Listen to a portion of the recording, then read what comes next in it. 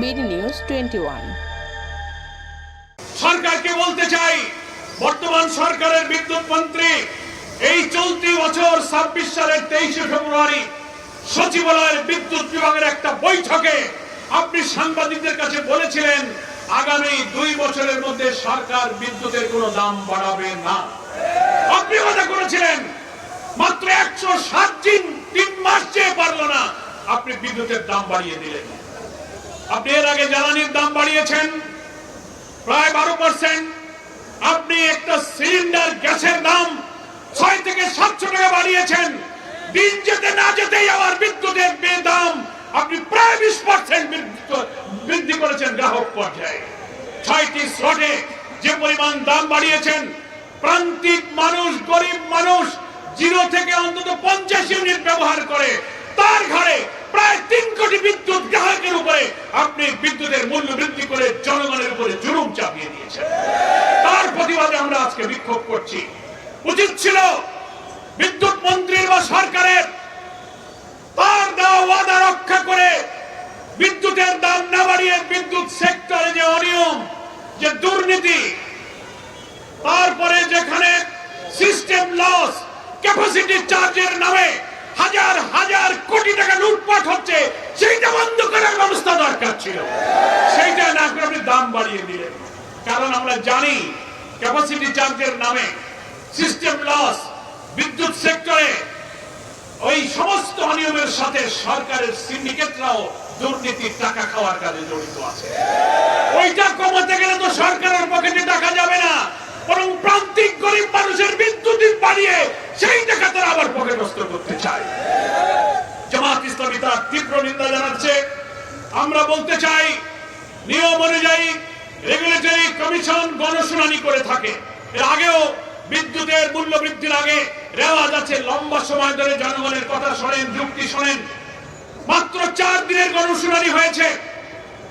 সেই গণশুনানি শেষ করে 4 দিনের মধ্যেই আপনি গতকালকে বিদ্যুৎ মূল্য বৃদ্ধির ঘোষণা দিয়ে দিলেন এবং কত বাড়ালেন।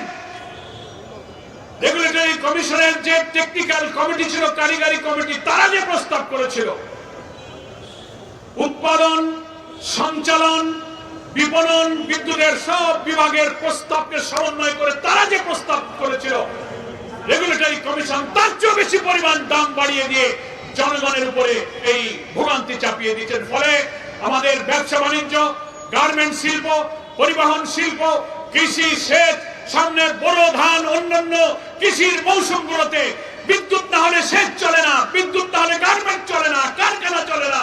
গোটা জাতিকে একটা সংকটের মধ্যে আপনি ফেলে দিচ্ছেন। রামিসার মতো শিশুর নিষ্পাপ খুন নিষ্ঠুর ভাবে হলো, চাঁদাবাজি হচ্ছে, লুটপাট হচ্ছে। বিএনপির নেতারা সফর করার আগে 15 বছরের মেয়ে জোগাড় করে রাখতে বলে। সেই দিকে দলকে সংশোধন করার কোন প্রচেষ্টা সরকারের নাই। দুর্নীতি বিদ্যুৎ ক্ষেত্রে ঠেকালেন না। ক্যাপাসিটি চার্জের নামে দলীয় লোকদের আগের থেকেই আপনি কুইক রেন্টাল পাওয়ার নানান বিদ্যুৎ কেন্দ্র বানিয়েছেন, বিদ্যুতের প্রোডাকশন নাই। চুক্তির কারণে আপনি তাদেরকে ক্যাপাসিটি চার্জ দিয়ে যাচ্ছেন। এই অর্থমন্ত্রী আমির খসরু সাহেব আইএমএফ এর শর্ত পূরণ করার জন্য বৈঠক করে আইএমএফ শর্ত দিয়েছে বিদ্যুতের দাম বাড়াও। বিশ্ব ব্যাংক আর আইএমএফ এর কাছে আমরা তো দাসখত দেইনি, আমরা তাদের গোলাম না। তাদের কথায় আপনি বিদ্যুতের মূল্য বৃদ্ধি করে জনগণের দুঃখ কষ্ট দুর্ভোগ আপনি আবার বাড়িয়ে দিয়েছেন। সেজন্য আমরা পরিষ্কার বলতে চাই, আজকের এই মিছিল পূর্ব সমাবেশে অবিলম্বে এই বর্ধিত মূল্য প্রত্যাহার করতে হবে।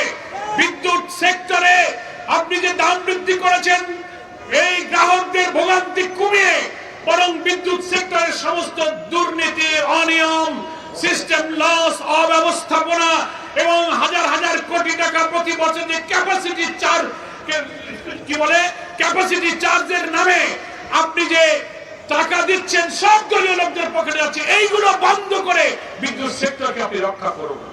সারা দুনিয়াতে বিদ্যুৎ সেক্টরকে রক্ষা করার জন্য নবায়নযোগ্য জ্বালানি, রিনিউয়েবল এনার্জি যেটাকে বলা হয়, সারা বিশ্বের দেশগুলো সেই দেশে নবায়নযোগ্য জ্বালানি তৈরি করার, সৃষ্টি করার এবং বিপণনের জন্য, উৎপাদনের জন্য পদক্ষেপ নিচ্ছে।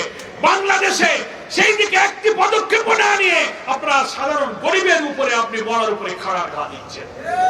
প্রিয় বন্ধুগণ, বাংলাদেশ জামাত ইসলামীর পক্ষ থেকে আমরা তাই নিন্দা জানাতে চাই।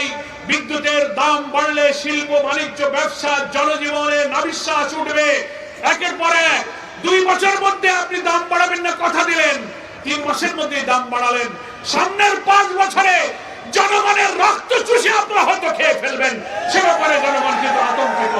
অবিলম্বে সিদ্ধান্ত থেকে ফিরে আসুন। আসল কাজ করতে পারেন না। ব্যাংকের গ্রাহকরা যদি ব্যাংক রক্ষার জন্য আন্দোলন করে সেখানে আপনি গুলি চালাতে পারেন, রক্তাক্ত করতে পারেন, দুর্নীতিবাদ ঋণ খেলাপিকে আপনি চেয়ারম্যান নিয়োগ দিতে পারেন, জনগণের দুর্ভোগ কমানোর কোনো পদক্ষেপ নিতে পারেন না। আজকের এই বিক্ষোভ মিছিল পূর্ব সমাবেশ থেকে এই সমস্ত গণবিরোধী পদক্ষেপ বন্ধ করার জন্য আবেদন জানাই। 7 তারিখে সংসদ অধিবেশন বসবে, বাজেট পাস হবে। উচিত ছিল বিদ্যুতের মূল্য বৃদ্ধির কি প্রয়োজন, IMF এর সাথে চুক্তি করে আপনি কি শর্ত দিয়েছেন, অর্থমন্ত্রী পার্লামেন্টের জনগণের প্রতিনিধিত্বে এগুলো নিয়ে আলোচনা করা। আপনি পার্লামেন্টে না তুলে সংসদের আগেই আপনি গতকালকে বিদ্যুতের মূল্য বৃদ্ধির সিদ্ধান্ত দিলেন। এটা জাতীয় সংসদকে জনমতকে অস্বীকার করা, জনগণের প্রতিনিধিদের প্রতি অবজ্ঞা দেখিয়েছেন আপনি। যেমন আপনি জুলাই সনদকে মানেন না, গণভোটকে মানেন না, যেমনি আপনি ব্যাংক প্রতিষ্ঠার লক্ষ্যে ইসলামী ব্যাংক বাংলাদেশের অর্থনীতির চালিকা শক্তি, এশিয়ার বৃহত্তম ব্যাংক, আগে এসএলএম গ্রুপ লুটপাট করে খেয়েছে, এখন আপনারাও তাদের ঘরে লুটপাট করতে চান। সেদিকেই মনোযোগ, জনগণের দিকে আপনার কোনো মনোযোগ নেই। এই অপরিণামদর্শী যাত্রা থেকে থামুন এবং অবিলম্বে বিদ্যুতের বর্ধিত মূল্য প্রত্যাহার করুন, জনগণের জীবনে স্বস্তি দেন। তা না হলে কি পরিণতি হয় বাংলাদেশের মানুষের কাছে জুলুম অত্যাচারী দলীয় করের পরিণতির ওয়াজ নসিহত করা লাগবে না, পেছনে তাকালেই সে শিক্ষা আপনারা দেখতে পাবেন।